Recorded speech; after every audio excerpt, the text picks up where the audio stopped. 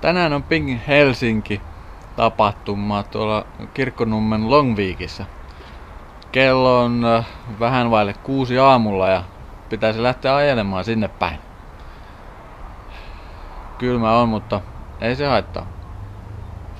Auto on mukava ja vaatetus on laitettu mätsäämään autoa. Näin sitä ajellaan kohti Longviikia moottoritietä. Lämpöasteita on 8,5 astetta, et hiukan on lämpö noussut. Eiköhän se siitä saada vielä ylöspäin. Ja mikäs tässä kupralla ajeskellessa moottoritietä hyvin menee. Ilmakin on aika nätti.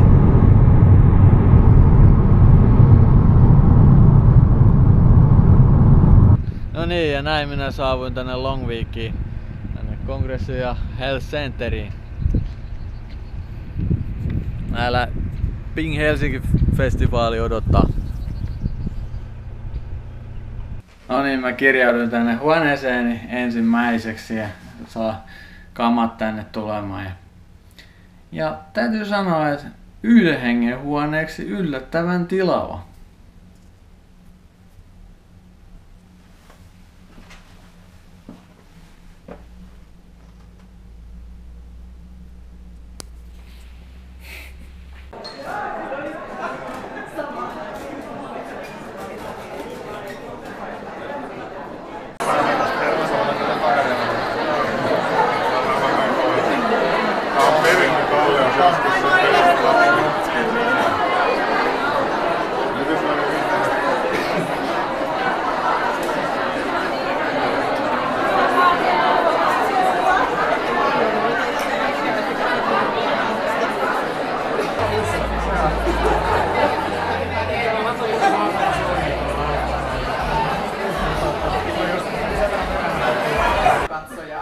Sitten se laittaa erilaisia asioita sinne, vaikka kirjoja tai elektroniikkaa tai ruokaa, ja sitten puristelee niitä.